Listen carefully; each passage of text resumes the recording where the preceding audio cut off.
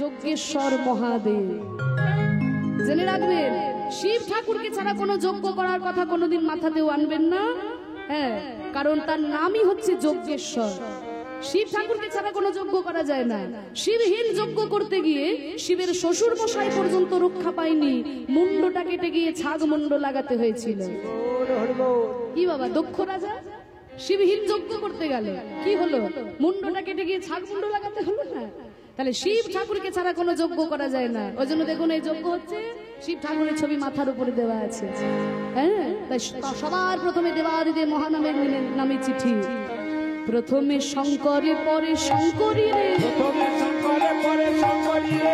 এই তো দুজনেই বিরাজ করছেন, শঙ্কর শঙ্করী আপনাদের মন্দিরে দুজনেই বিরাজ করছে। তাই প্রথমে দেবাদিদেব মহাদেব, তারপরে মা দুর্গা। প্রথমে শঙ্করে পরে শঙ্করী রে,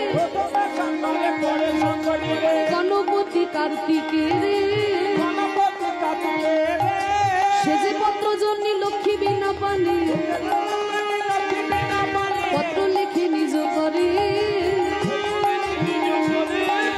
একে একে পত্র লিখে যে দিল,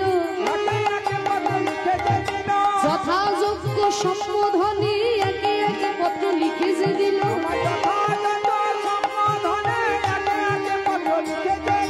যথাযোগ্য সম্বোধনে যে কথা যার ভালো লাগে,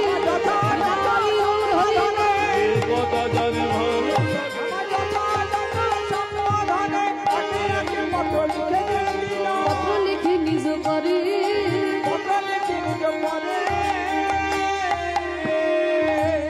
সবার নামে চিঠি লেখা হয়ে গেল।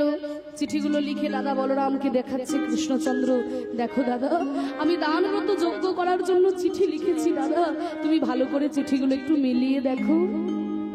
এই বলে কৃষ্ণচন্দ্র যখন দাদা বলরামকে চিঠিগুলো দিয়েছেন, দাদা বলরাম ভালো করে মিলিয়ে দেখে বলছে, কানাই, সবার নামে তো চিঠি দেখলাম ভাই, কিন্তু যাদের কোলে পিঠে চড়ে আমরা এত বড় হলাম, সেই নন্দ রাজা মা যশোমতীর নামে তো কই চিঠি দেখলাম না। সেই নন্দ রাজা মা যশোমতীর নামে তো কই চিঠি নাই। কৃষ্ণ বলে, দাদা গো, সবার নামে চিঠি লেখার বিদ্যা পড়াশোনা করে অর্জন করেছি, কিন্তু বাবা মাকে আমি কি বলে চিঠি লিখবো দাদা? আমি ভাষা খুঁজে পেলাম না দাদা, ভাষা খুঁজে পেলাম না দাদা, আমি কি বলিয়া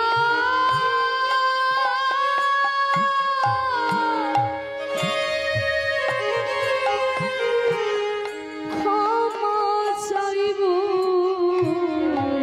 ভাষা খুঁজে আমি পেলাম না দাদা,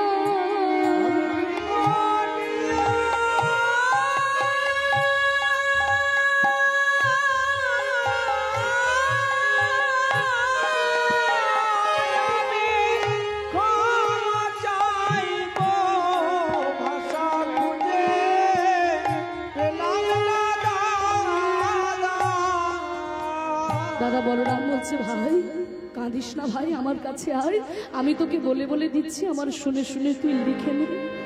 দাদা বলরাম বলে দিচ্ছেন আর কৃষ্ণচন্দ্র লিখে নিচ্ছে।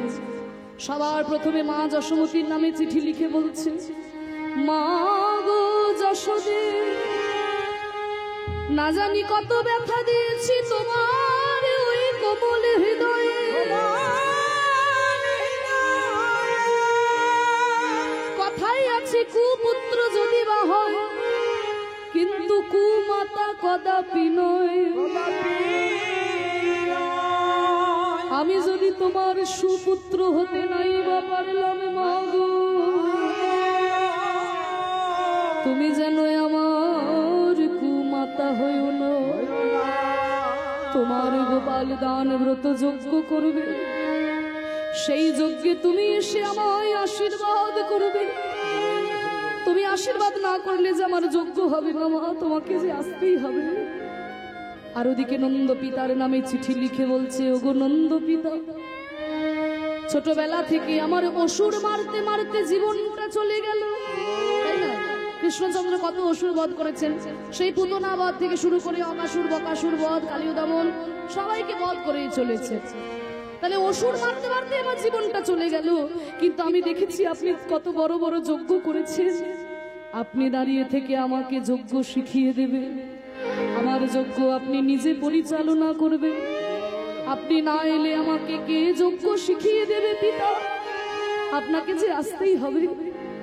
আর ওদিকে সখাগণের নামে চিঠি লিখে বলছে, ওরে শ্রীরাম, ওরে সুদাম, শুনেছি যজ্ঞ করার সময় নাকি ভাত মুড়ি খেয়ে যজ্ঞ করা যায় না, ফল খেয়ে যজ্ঞ করতে হয়।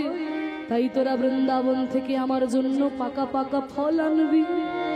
তোদের দেওয়া ফল খেয়ে আমি যজ্ঞ করব কানাই, তোদের দেওয়া ফল খেয়ে আমি যজ্ঞ করব ভাই। সবার নামে চিঠি লেখার পরে আড়ালে গিয়ে শ্রীমতী রাধারানীর নামে চিঠি লিখে বলছে, ওগো রাধে, ওগো প্রেমময়ী রাধে, তুমি তো আমার শুধু প্রেমময়ী নয়, তুমি যে আমার শক্তি স্বরূপিণী। তুমি এসে আমার যজ্ঞের শক্তি হয়ে দাঁড়াবে। তোমার শক্তিতে শক্তিমান হয়ে আমি দান ব্রত যজ্ঞ করব। তোমাকে যে আসতেই হবে রাধে। নয়ন জলে ভেসে ভেসে যখন সবার নামে চিঠি লিখলো, ওদিকে নারদ মুনি বলছে, আচ্ছা চিঠি তো লেখা হলো, কিন্তু যজ্ঞটা কোথায় হবে ভেবে দেখেছো? বলে, যজ্ঞ কোথায় হবে? কারণ রাজপ্রাসাদের মধ্যে এত বড় যজ্ঞ করা যাবে না, ত্রিভুবনের নিমন্ত্রণ বলে কথা। তাহলে কোথায় যজ্ঞ করা হবে? আমার কথা যদি শোনো, ওই প্রভাস তীর্থে গিয়ে যজ্ঞ করো। কেন এত জায়গা থাকতে প্রভাস তীর্থ কেন? ওইটাই তো ব্যাপার, এত জায়গা থাকতে প্রভাসের নামটা কেন করলাম? শুনে রাখুন ভক্তগণ, এই যে দানব্রত যজ্ঞকে প্রভাস যজ্ঞ বলা হয়, তার কারণ হচ্ছে এই প্রভাসের তীর্থে যজ্ঞটা করা হয়েছিল। তাই প্রভাসটা খুব গুরুত্বপূর্ণ।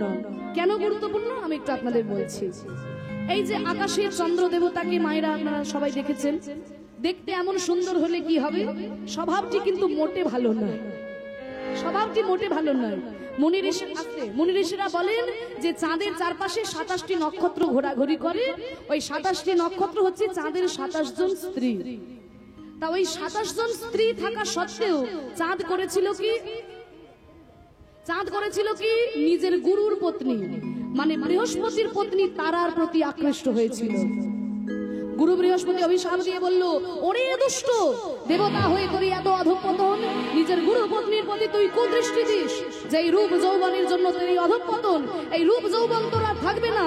আমি তোকে অভিশাপ দিলাম, 15 দিনের মধ্যে তুই ক্ষয় হতে হতে নিশ্চিহ্ন হয়ে যা।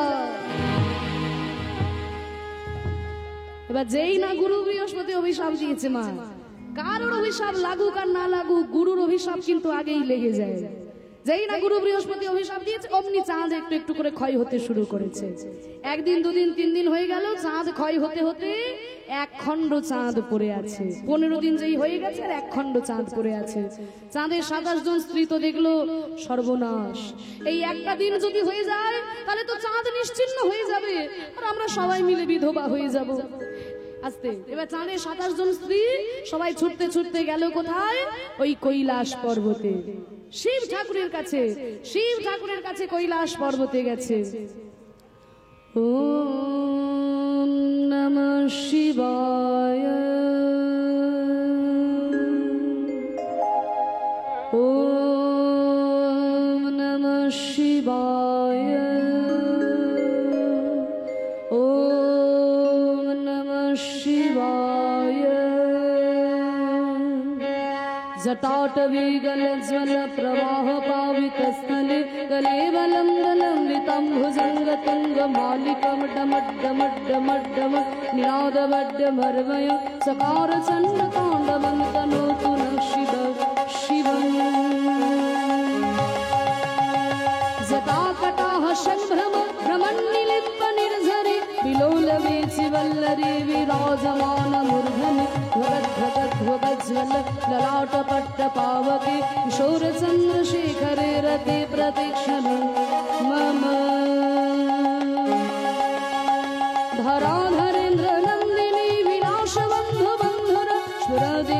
सन्तति प्रमोदमान मानस कृपा कटाक्ष धोरणे हृदय दुर्धरापदे क्वचित् दिगम्बरे मनो विनोदमेतु वस्तुनि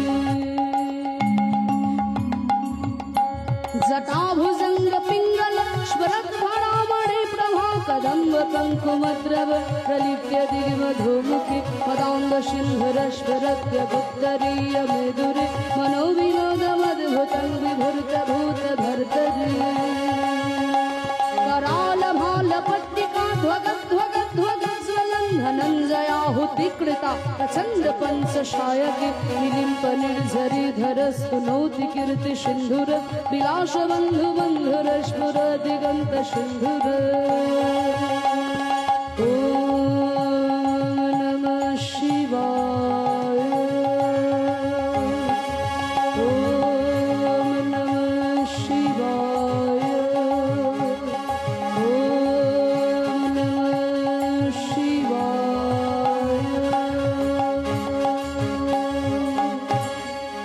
देवादिदेव महादेव की জয় देवादिदेव महादेव की জয় देवादिदेव महादेव की জয়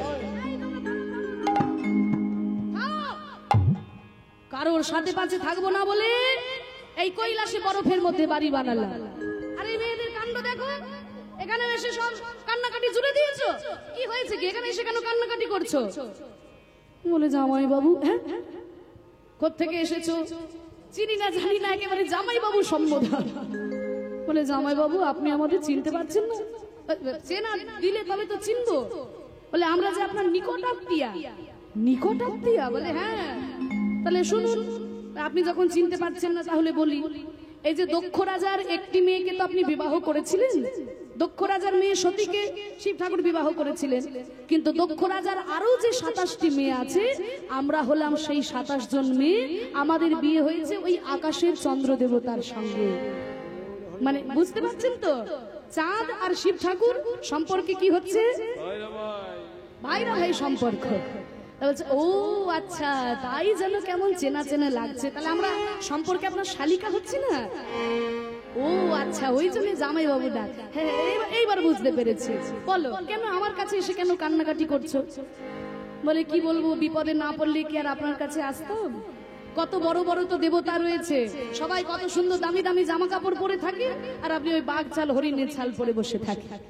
সবার গলায় কত সুন্দর মণি মুক্তার মালা, হীরের মালা, আপনার গলায় সাপের মালা, হাড়ির মালা। আর যে সব নেশা ভাঙ আপনি করেন, আর সবার সামনে বলছি। বলে ওইসব কথা রাখো, কেন এসেছো সেটা বলো। কি বলবো, লজ্জার কথা। আমাদের স্বামী চন্দ্র দেবতা গুরু পত্নী তারার প্রতি আকৃষ্ট হয়েছিলেন, তাই গুরু বৃহস্পতি অভিশাপ দিয়েছেন 15 দিনের মধ্যে ক্ষয় হতে হতে নিশ্চিহ্ন হয়ে যাবে। 15 দিন হয়ে গেছে আর একটা দিন পড়ে আছে। এই একটা দিন যদি হয়ে যায় তাহলে তো চাঁদ নিশ্চিহ্ন হয়ে যাবে, আর আমরা সবাই মিলে বিধবা হয়ে যাব। তাই আমরা সবাই আপনার কাছে এসেছি, যদি আপনি কোনো উপায় করতে পারেন। ও আচ্ছা, এই ব্যাপার। তাহলে তোমরা একদম ঠিক জায়গাতে এসেছো। আমিও দেখবো আমার বাবু, আমার মতো জামাই বাবু থাকতে কে তোমাদের বেদবা করে আমি দেখছি না। হ্যাঁ, ওই যে 1 খণ্ড চাঁদ পড়ে আছে, ওই 1 খণ্ড চাঁদকে নিয়ে এসে আমার এই জটার মধ্যে রেখে দাও। আমার জটার এমন গুণ আছে বাবা, এই জটার মধ্যে কোনো অভিশাপ প্রবেশ করতে পারবে না। আমার জটা অভিশাপ প্রুফ জটা। অভিশাপ প্রুফ? হ্যাঁ, মানে যেমন বুলেট প্রুফ জ্যাকেট হয়, ওয়াটার প্রুফ ঘড়ি হয়, তাই বলছি জটাটা হচ্ছে আমার অভিশাপ প্রুফ। এইখানে কোনো অভিশাপ আসবে না। এই বলে চাঁদের 27 জন স্ত্রী ওই 1 খণ্ড চাঁদকে নিয়ে এসে শিবের জটার মধ্যে রেখে দিল। আর চাঁদ বড় হচ্ছে না, ক্ষয় হচ্ছে না, আলোও দিচ্ছে না, শিবের জটার মধ্যে রয়েছে। আর ওদিকে তো চারিদিকে অন্ধকার হয়ে যাচ্ছে। রাত্রি বেলায় গুরু বৃহস্পতি তো যেখানে সেখানেই হোঁচট খেয়ে পড়ে যাচ্ছে। মনে মনে ভাবছি যে চাঁদ দুষ্ট ছিল বটে, কিন্তু রাত্রে বেলায় আলো তো দিত, এখন তো যেখানে সেখানে হোঁচট খেয়ে যাচ্ছে। চাঁদ যদি বেঁচে থাকতো তাহলে বলে দিতাম, সোম তীর্থে গিয়ে যদি স্নান করা যায় তাহলে ক্ষয় রোগ দূরে যায়। সোম তীর্থটা কোথায়? গুজরাটের সোমনাথ মন্দির, যেখানে 12 জ্যোতির্লিঙ্গের মধ্যে প্রথম জ্যোতির্লিঙ্গ প্রকাশিত হয়েছিল, সেই গুজরাটের সোমনাথ মন্দির। তা সেইখানে স্নান করলে পরে ক্ষয় রোগ দূরে যায়। এই কথাটা চাঁদের 27 জন স্ত্রী শুনে ফেলেছে। এবার গুরু বৃহস্পতি তো আর জানেন না যে চাঁদকে ফ্রিজের মধ্যে রাখা আছে। এবার চাঁদের 27 জন স্ত্রী ওই শিবের জটা থেকে এক খণ্ড চাঁদকে নিয়ে গিয়ে সোমতীর্থে স্নান করালো, আর সেইখানে স্নান করে চাঁদ নিজের আভা ফিরে পেল, জ্যোতি ফিরে পেল, তাই ওই তীর্থটার নাম হয়ে গেল প্রভাস তীর্থ। প্রভাযুক্ত আশ সমান প্রভাস। তাহলে এইখানে যজ্ঞ করলে পরে তোমার যজ্ঞের যত ত্রুটি বিচ্যুতি থাকবে সব দূরে যাবে। সমস্ত চিঠির মধ্যে প্রভাসের নাম লিখে দেওয়া হলো, আর সেই চিঠির ঝোলাকে নিয়ে নারদ মুনি চলেছে। নিমন্ত্রণ পত্র লইয়া নারদ চলিল,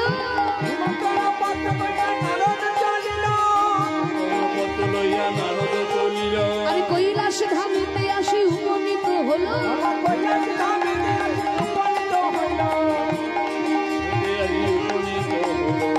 কৈলাসে এসেছে শিব ঠাকুরের কাছে সবার প্রথমে। মামা, আরে তুমি কি সারা জীবন ধ্যানই করবে নাকি? আমার ধ্যান করাই কাজ।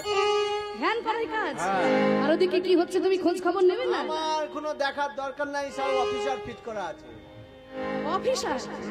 কারা তোমার অফিসার? আমার অফিসার হচ্ছে নন্দী, ভেঙ্গি, ভূত, প্রেত, এরা হচ্ছে আমার অফিসার। ডাকিনি যোগিনী, ডাকিনি, যোগিনী, এরা সব হচ্ছে আমার অফিসার।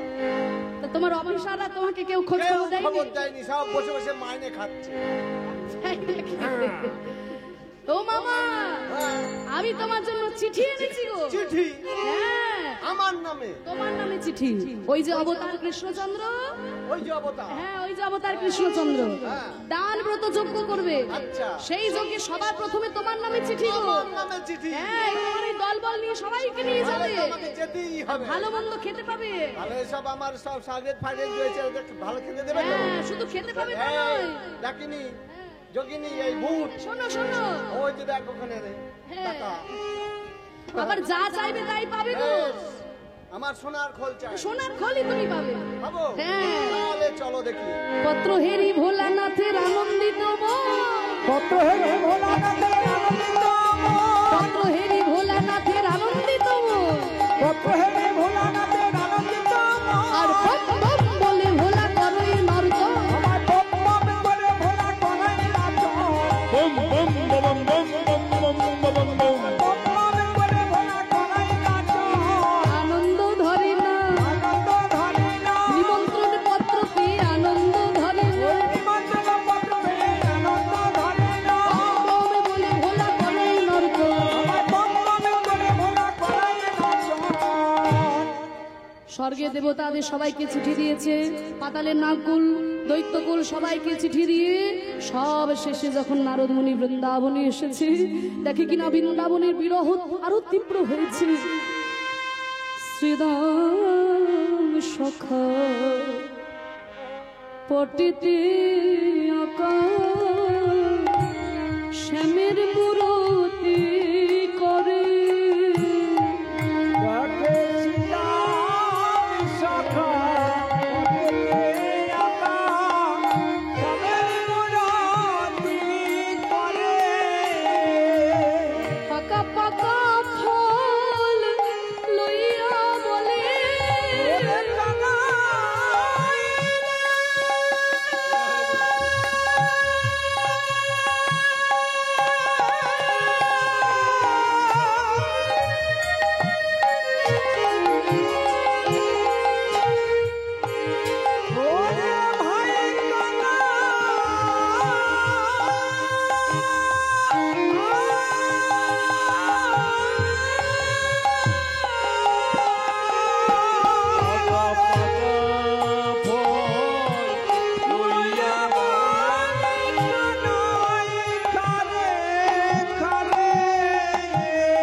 শ্রীরাম সুদামের কাছে এসে নারদ মুনি বলছে, শ্রীরাম সুদাম, তোমরা আর এইভাবে কেঁদো না। এই দেখো তোমাদের কানাই দান ব্রত যজ্ঞ করবে, সেই যজ্ঞে তোমাদের নামে আমি চিঠি এনেছি। তোমরা বৃন্দাবন থেকে পাকা পাকা ফল নিয়ে যাবে, তোমাদের দেওয়া ফল খেয়ে তোমাদের কানাই যজ্ঞ করবে। এইভাবে আর কেঁদো না। নারদ মুনির কাছে চিঠিতে আনন্দ আরো ধরে, তাহলে তার দাঁড়িয়ে থাকলে চলবে না, আমরা এক্ষুনি যাচ্ছি ওই বনের মধ্যে ফল আনতে। শ্রীরাম সুদাম ছুটে গেল ফল সংগ্রহ করতে, আর ওদিকে আর একটু এগিয়ে গিয়ে দেখে নন্দ পিতা জেলেছে চিতা প্রাণতে জীবর তরে।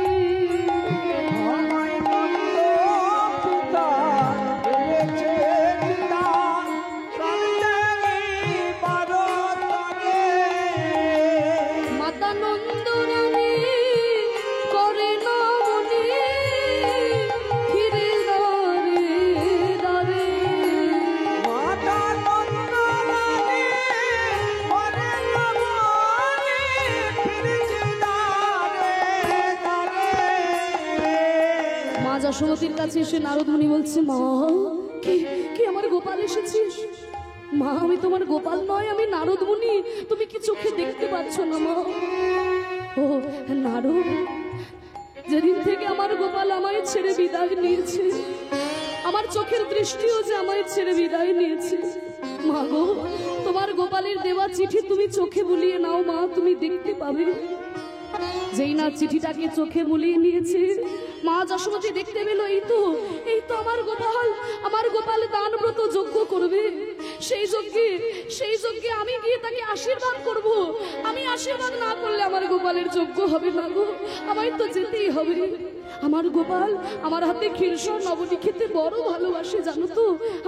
আমি এক্ষুনি যাচ্ছি আমার গোপালের জন্য ক্ষীরসর নবনী তৈরি করতে। মা যশোমতী ছুটে গেল ক্ষীরসর নবনী তৈরি করতে। আর ওদিকে নন্দপিতার কাছে এসে বলছে, এই যে নন্দপিতা, এই যে আপনি চিতা সাজিয়েছেন, ভেঙে ফেলুন, ভেঙে ফেলুন। এই দেখুন আপনার গোপাল দান ব্রত যজ্ঞ করবে, আপনি সেই যজ্ঞে গিয়ে তার যজ্ঞ পরিচালনা করবেন, নিজে দাঁড়িয়ে থেকে তাকে যজ্ঞ শিখিয়ে দেবেন। আপনাকে তো মরলে চলবে না। কি বললে নারদ মুনি? আমার গোপাল দান ব্রত যজ্ঞ করবে, আমি সেই যজ্ঞ পরিচালনা করব, তাহলে তো আমায় মরলে চলবে না। এই চিতা আমি ভেঙে দিলাম। ওরে তোরা কে কোথায় আছিস রে? আমার গোপাল দান ব্রত যজ্ঞ করবে, আমি গোপালের কাছে যাব, আমার গোপালকে আমি রাজা সাজাবো। ওরে তোরা মণিমুক্তার হার নিয়ে আয়, আমার গোপালকে আমি রাজা সাজাবো। মা নন্দপিতা গেলেন মণিমুক্তার হার সংগ্রহ করতে। আর ওদিকে এক পা দুপা করে গিয়ে যখন শ্রীমতী রাধারানীর কুঞ্জের সামনে গিয়ে দাঁড়ালো, দেখে কিনা রাধারানীর বিরহ তীব্র হয়েছে, এতটাই শরীর উত্তপ্ত হয়েছে যে রাধারানী একটু শান্তি পাবে বলে, একটু আরাম পাবে বলে ওই পদ্ম পাতার পাপড়ির মধ্যে রাধারানীকে শুইয়ে রাখা হয়েছে। কিন্তু রাধারানীর শরীরের এত উত্তাপ যে ওই পদ্ম পাপড়িগুলো একেবারে শুকিয়ে কাঠ হয়ে গেছে।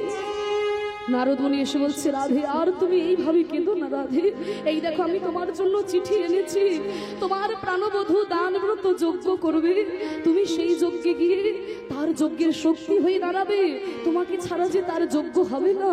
আর তুমি কেঁদো না রাধে, চলো সেই দান ব্রত যজ্ঞে যাবে। নারদের কাছে চিঠি পেয়ে রাধারানীর মনে আর আনন্দ ধরে না। ললিতা বিশাখাকে ডেকে বলে, ওরে ললিতাই, ওরে বিশাখা, এতদিনে বুঝি বিধাতায় আমার দিকে মুখ তুলে চাইলো রে সখী, এতদিনে বুঝি বিধাতা মুখ তুলে চাইলো। আমার প্রাণবধূ দানব্রত যজ্ঞ করবে, আমি সেই যজ্ঞের শক্তি হয়ে দাঁড়াবো। এতদিন পরে আমার প্রাণবধূর আমি দর্শন পাবো সখী। দেখ না কেঁদে কেঁদে আমার সারা শরীর কেমন কালো হয়ে গেছে, তোরা একটু আমাকে ভালো করে সাজিয়ে দিন না রে সখী।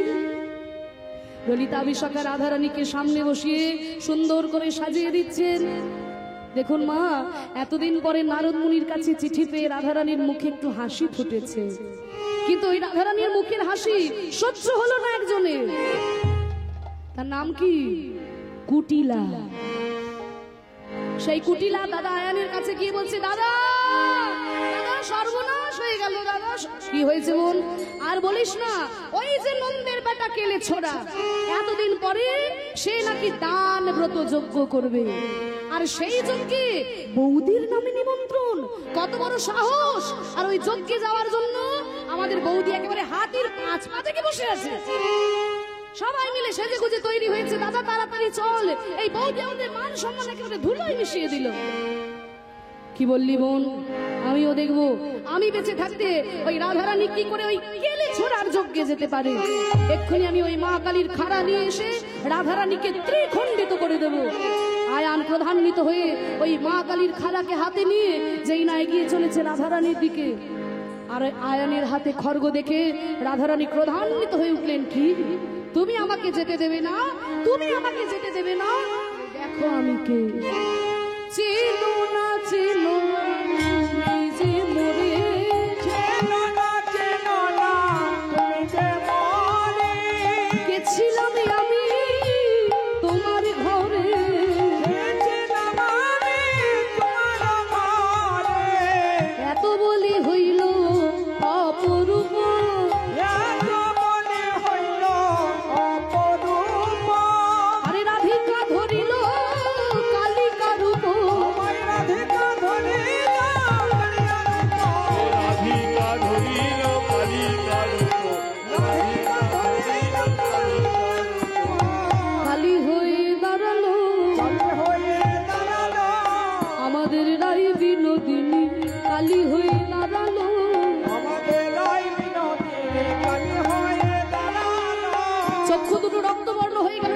সারা শরীর কালো হয়ে যেতে শুরু করলো, কালী মূর্তি ধারণ করে যেই আয়ানের সামনে দাঁড়িয়েছে, আরে দেখি আয়ান পদতলে লুটাই যায় কালী বলে, আমি চিনতে পারি না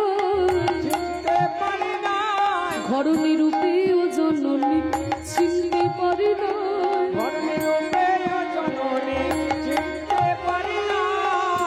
মা মা মা, এতদিন তুমি আমার ঘরণী হয়ে আমার ঘরে ছিলে মা, আমি তোমায় চিনতে পারি নাই মা, আমি তোমায় চিনতে পারি নাই। রাধারানীর সেই কালী মূর্তি দেখে আয়ান লুটিয়ে পড়লো রাধারানীর চরণতলে, সেই মায়ের চরণতলে লুটিয়ে পড়ে মাকে স্মরণ করছেন আয়ান। আসুন আজকে মায়ের মন্দির প্রাঙ্গণে আমরাও সেই রাধারানীর কালী রূপকে প্রণাম করি। সবাই একটু হাত জোর করে বসবেন।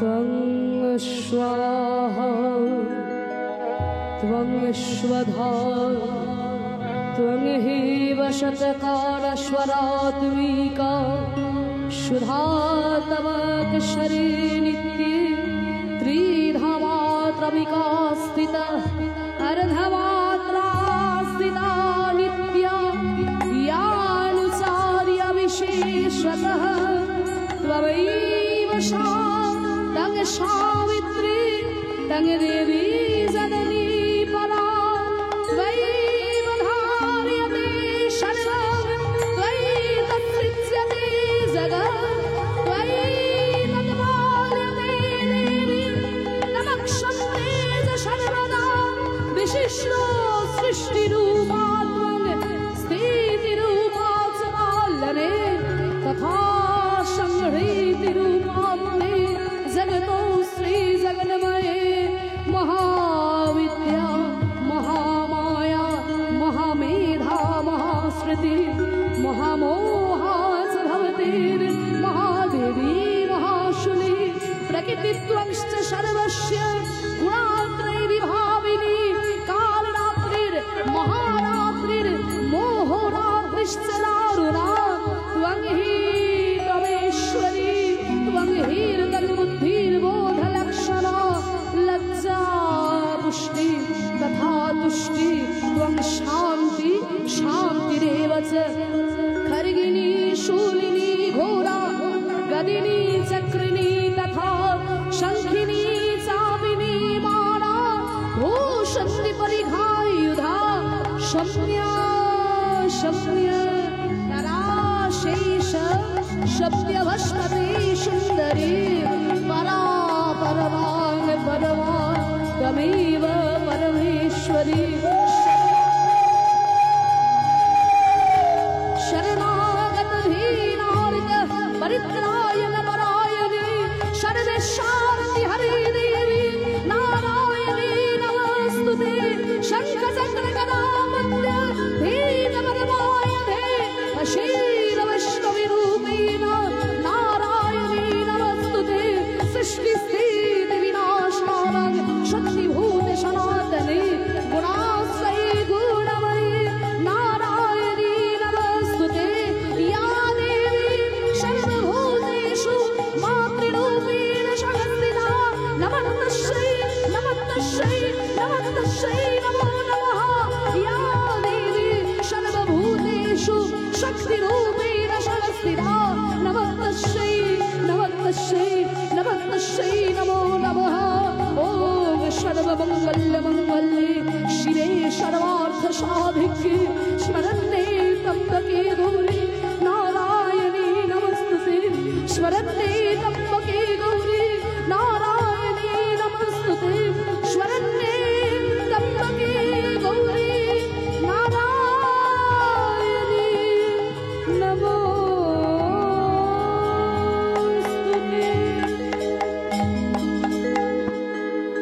मा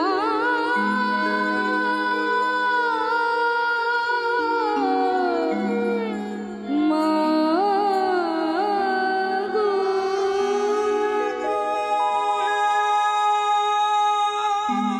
ঝাড় খেয়ে বলল রাধারানীর সেই কালী রূপের চরণ তলে, মাগো মাগো, এতদিন তুমি আমার ঘরণী হয়ে আমার ঘরে ছিলে মা, আমি তোমায় চিনতে পারি নাই মা, আমি তোমায় চিনতে পারি না। তুমি কৃষ্ণ দর্শনে যাবে মা, তুমি কৃষ্ণ দর্শনে যাও, আর এই অধমের হয়ে দুটো কথা তুমি কৃষ্ণকে জানিয়ে দিও। কুটিলাকে সঙ্গে নিয়ে আয়ান চলে গেল। আর ওদিকে রাধারানীর ওই কালী রূপ দেখে ওদিকে ললিতা বিশাখার তো মাথায় হাত, সর্বনাশ। রাধে, শুধু আয়ান কেন রে, আমরাও তো কোনোদিন তোর এই রূপ দেখি নাই রাধে। রাধারানী বলছে, নে সখী, এবার তাড়াতাড়ি আমার ননদিনীকে ডেকে নিয়ে আয়, ডেকে দেখা আমার স্বামীর অনুমতি নিয়ে আমি কৃষ্ণ দর্শনে যাব। এবার আমি গরব গরব করে বলবো, আমি কৃষ্ণ কলঙ্কিনী, আমি কৃষ্ণ কলঙ্কিনী। ননদিনী বলল, নগরে নগরে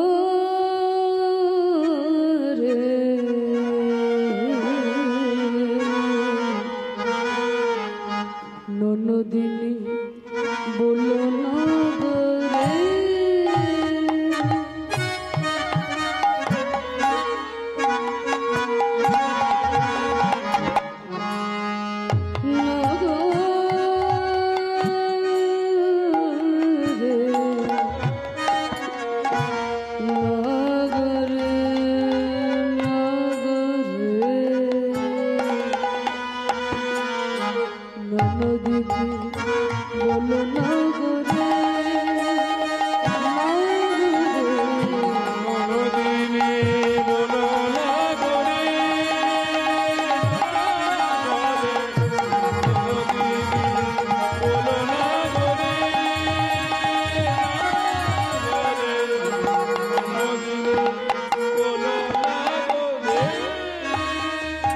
ডুবেছে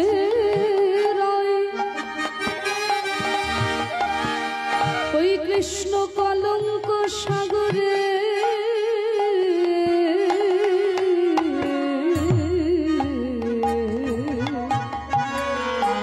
ননদিনী বলল, নগরে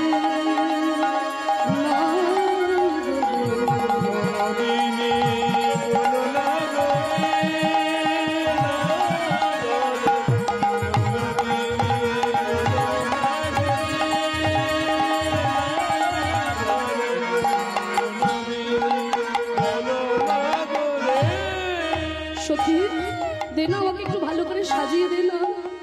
সখীরা যখন রাধারানীকে সুন্দর করে সাজিয়ে দিয়েছে, সাজিয়ে দিয়ে বলছে, না না লাগবে না, আমার লাগবে না, এই অলংকার রেখে দে, এই বসন্তরা রেখে দে, আমার কাজ কি বাসে,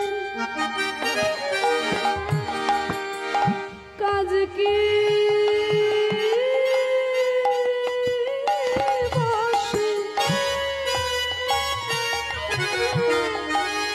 বলছি, কাজ কি বাসে, কাজ কি বাসে। দুটো বাসের কিন্তু মানে আলাদা। একটা বাস মানে হচ্ছে বেশভূষা, মানে বসন, আর একটা বাস মানে হচ্ছে বাসস্থান। তাহলে আমার এই বেশভূষা নিয়ে কি হবে, কারণ আমি তো কৃষ্ণকেই অঙ্গের ভূষণ করেছি, আমার এই বসনে কাজ নাই। আর কাজ কি বাসে, মানে ওই বাসস্থান নিয়েও আমার কোনো কাজ নাই, কারণ কৃষ্ণের হৃদয়টাই হচ্ছে আমার বাসস্থান। তাই বলছি, এই কাজ কি বাসে, কাজ কি বাসে, আমি মন সপেছি গোবিন্দের পিত বাসে। ওই গোবিন্দের হলুদ কাপড়ে আমার মন সপে দিয়েছি, সেই বাসে যার মন বাসে, সেই বাসে যার মন বাসে, বলে সে কি বাসে বাস করে। ননদিনী বলল, নগরে ননদিনী বলল, নগরে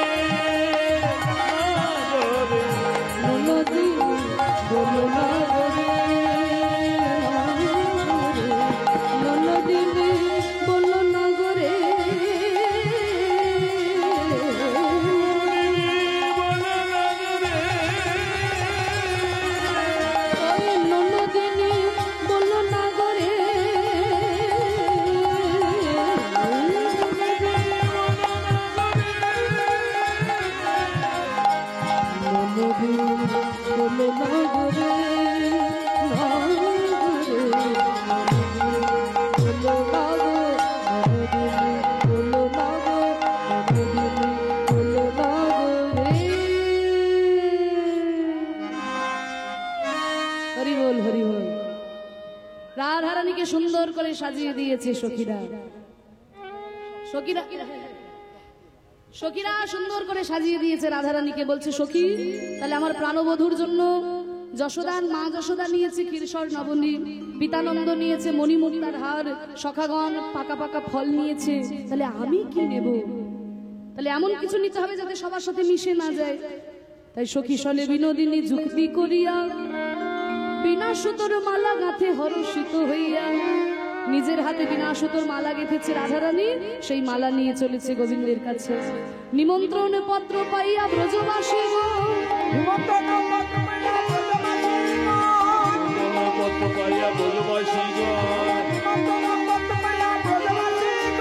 প্রভাসযজ্ঞের পথে করল ভাণ্ড ভরিয়া নিল দধি দুগ্ধ ছানা, ফলমূল কত নিল না হয় গণনা। দধি দুগ্ধ ঘৃত ঘোল সব ছানা নিয়েছে, সবাই মিলে নিয়ে যেই না প্রভাস যজ্ঞে এসে দাঁড়িয়েছে। প্রভাস যজ্ঞে 4টি দরজা, পূর্ব পশ্চিম উত্তর দক্ষিণ। একদিকে দরজা থেকে শ্রীরাম সুদামের কাছে পাকা পাকা ফল নিচ্ছেন কৃষ্ণচন্দ্র, আর এইদিকে দরজায় মা যশোমতী প্রবেশ করেছে। যেই না প্রবেশ করেছে, প্রাণ গোবিন্দ আমার ছুটে গিয়ে মা যশোমতীর চরণে প্রণাম করেছে। যশোমতী বলছে, গোপাল, মায়ের কথা মনে পড়ে না বাবা, মায়ের কথা মনে পড়ে না। আয় কতদিন পরে তোর মুখটা দেখলাম গোপাল। নিজের কোলের উপরে বসিয়ে কত আদর করে কত যত্ন করে নিজের হাতে তৈরি করা ক্ষীরসর নবনী মা যশোমতী যখন গোপালের বদনে দিতে যাবে, এমন সময় দেবকী ছুটে এসেছে। দেবকী ছুটে এসে বলছে, যশোদা, আমার ছেলে গোপালকে তুমি কোল থেকে নামিয়ে দাও। গোপালকে ছানা মাখন খাওয়াতে হলে আমি খাওয়াবো, আমি গোপালের মা। কি বলবে? আমি ছোটবেলা থেকে গোপালকে নিজের স্তন পান করিয়ে বড় করে তুললাম, আর আজকে গোপাল তোমার ছেলে হয়ে গেল। বলে, শোনো, কাকের বাসায় কোকিলের বাচ্চা বড় হয়, তাই বলে কি কাক কখনো কোকিলের মা হয়ে যায়? এ কেমন কথা? আচ্ছা গোপাল, গোপাল তুই বল বাবা, আমি তোর মা নয়? গোপাল পড়েছে বিপদে, যশোদাও আমার মা, দেবকীও আমার মা, আমি কোন দিকে যাব?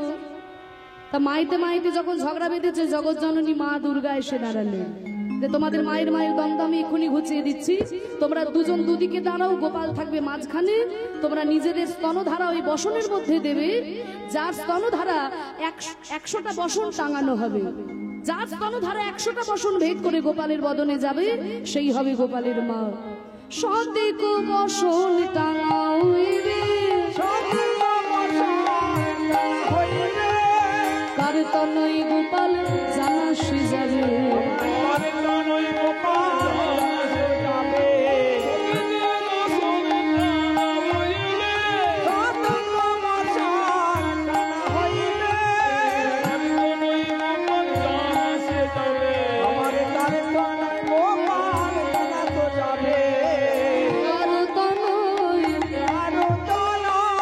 মনে হয় কারো তো নয়, কারো তো নয়,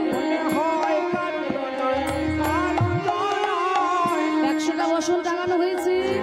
হ্যাঁ, একদিকে দেবকী অহংকার করে যখন নিজের স্তনধারা বসনের মধ্যে দিল, 100টা বসন তো দূরের কথা, একটা বসনও ভেদ করলো না। আর ওদিকে গোপালেরে গোপালেরে বলে কেঁদে কেঁদে মা যশোমতী যখন তার স্তনধারা বসনের মধ্যে দিল, 100টা বসন ভেদ করে সেই স্তনধারা গোপালের বদনে গিয়ে পড়ল। প্রমাণ হয়ে গেল যশোদাই গোপালের মা। আসলে যশোদা স্তন পান করেছিল গোবিন্দ, কারণ এই যশোদা ছিল পূর্বজন্মে ধরা সতী। যখন নারায়ণ পরীক্ষা করার জন্য এসেছিল তার গৃহে অতিথি রূপে, এত সংসারে দারিদ্রতা, গ্রামে গ্রামে ভিক্ষা করে যখন ভিক্ষা পেল না, ওই মুদির দোকানির কাছে গেল চাল ডাল ভিক্ষা চাইতে। মুদির দোকানি বলল, কোনো কিছু বন্ধক না দিলে পরে দেবে না চাল ডাল।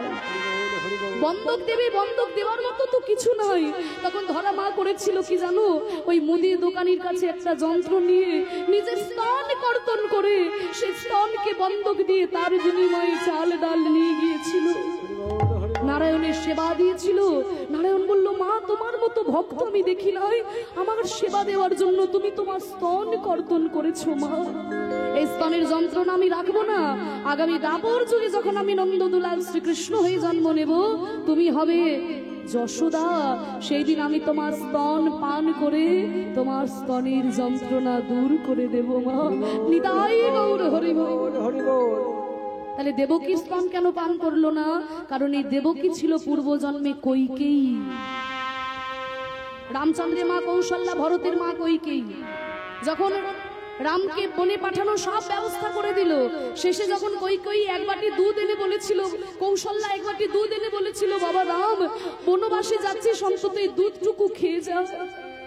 তখন কৌশল্যা যখন দুধের বাটি দিতে গেল, কইকেয়ী ছুটে এসে ওই রামের মুখের সামনে থেকে দুধের বাটিকে মাটিতে ছুঁড়ে ফেলে দিল।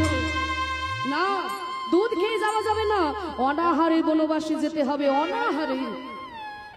14 বছর বনবাস করে যখন রামচন্দ্র ফিরে এলেন, কইকেয়ীর চরণে প্রণাম করে বলছে, মা গো, তুমি আমাকে বনবাসে পাঠিয়েছিলে মা, তাই আমি তোমার কাছে কৃতজ্ঞ। কারণ তুমি আমাকে বনে পাঠিয়েছিলে বলে 14টা বছর বনে বনে ঘুরে আমি অভিজ্ঞতা সঞ্চয় করেছি। বনের বাঁদর আমার দাস হয়েছে, বনের কুহক চন্ডাল আমার বন্ধু হয়েছে। এগুলো কোনোটাই হতো না মা যদি তুমি আমাকে বনে না পাঠাতে, তাই আমি তোমাকে প্রণাম জানাই। রাম, আমি তোকে শত্রুতা করে বনে পাঠালাম আর তুই আমাকে সম্মান করলি। ওরে ওরে, তোর মতো ছেলে যেন আমি এই জন্মে তো তোকে নিজের ছেলে বলে ভালোবাসতে পারলাম না বাবা। এর পরের জন্মে যেন তুই আমার পেটের ছেলে হয়ে জন্ম নিস, আমার পেটের ছেলে হয়ে জন্ম নিলে আমি তোকে ভালোবাসতে পারবো, তোর সঙ্গে শত্রুতা করতে পারবো না। তাই হবে মা, আগামী দাপর যুগে তুমি হবে দেবকী, তোমার গর্ভেই আমি জন্ম নেব, কিন্তু মা তোমার স্তন আমি পান করব না। কেন বাবা? বলে, মনে আছে মা, যেদিন বনবাসে গেছিলাম, মা কৌশল্যা এক বাটি দুধ এনে আমার মুখের সামনে ধরেছিল, আর সেদিন তুমি মা হয়ে সন্তানের মুখের সামনে থেকে দুধের বাটিকে মাটিতে ছুঁড়ে ফেলে দিয়েছিলে।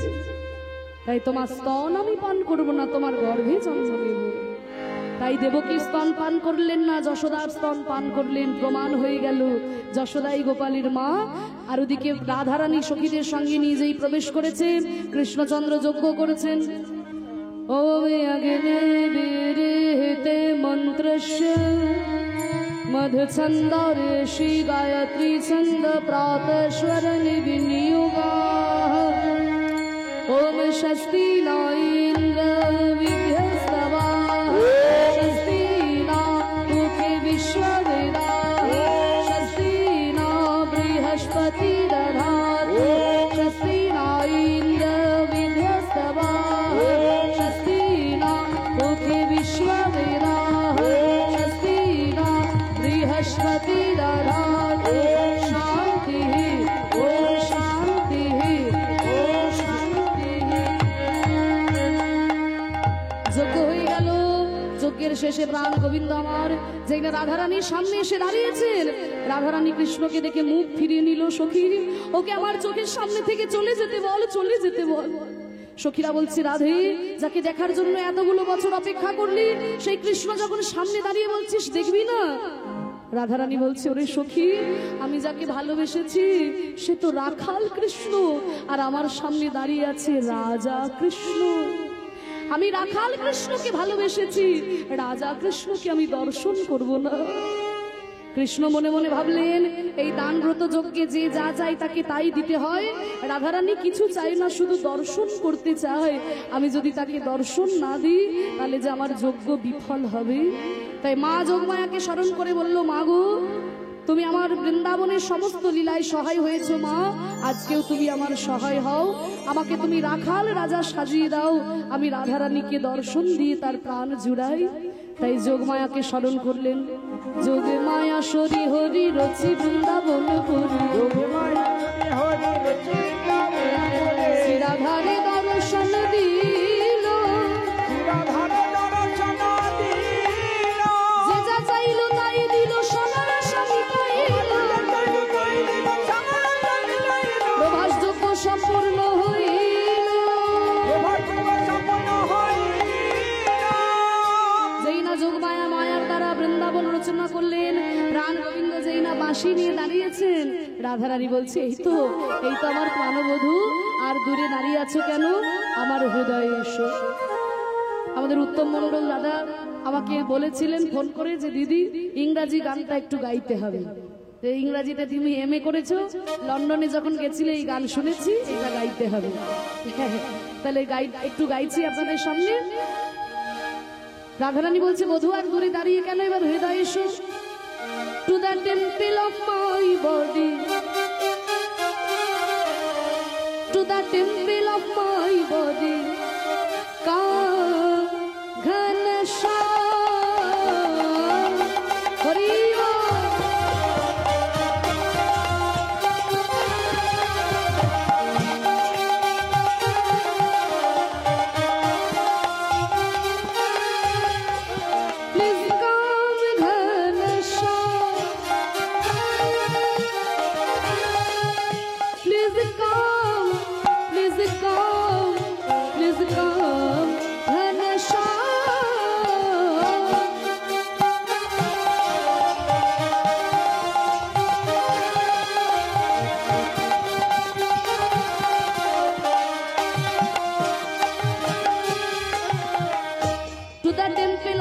বডি কাম ঘনশ্যাম, মানে হে প্রাণবধূ আমার এই হৃদয়ের মন্দিরে তুমি এসো। টেম্পল মানে হচ্ছে মন্দির, আমার হৃদয়টাই মন্দির, বাইরের মন্দিরে নয়, এই হৃদয় মন্দিরে তুমি এসো। এসে কি বলে, ঠিক আছে রাধে তোমার না হয় হৃদয় মন্দিরে যাব। তা হৃদয় মন্দিরে কি রেখেছো আমার জন্য? খাট বিছানা সোফা এসব আছে তো, তা না হলে কি কারোর ঘরে যাওয়া যায়? বলে সব রেখেছি। এই যে দেখো বধূ, mind is my fragrant flower, tear is my Ganga shower, mind is my fragrant flower, mind মানে মন, fragrant মানে সুগন্ধ, flower মানে ফুল। তাহলে আমার মন হলো সুগন্ধি ফুল। I'll worship you with the flower of my mind, মানে আমার মন ফুল দিয়ে আমি তোমাকে পুজো করব, বাইরের ফুল দিয়ে নয়। Tear is my Ganga shower, আমি বাইরের গঙ্গার জল দেব না, আমার চোখের জলই গঙ্গার জল, এই চোখের জল দিয়ে আমি তোমার চরণ দুটো ধুইয়ে দেব। Mind is my fragrant flower, tear is my Ganga shower, please come to my heart power, come to my heart power, come to my heart power, মানে আমার হৃদয়ের কক্ষে তুমি এসো। এসে কি করবে বধূ? Rain hair,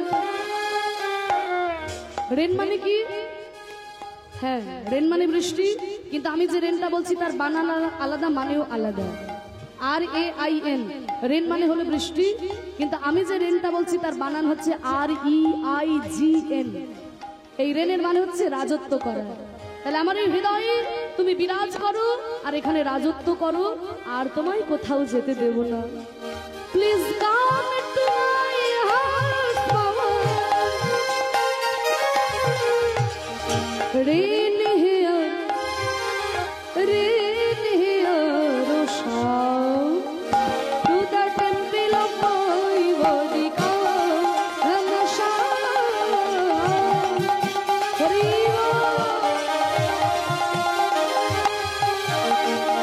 to the temple of my body, to the temple of my body, to the temple of my body,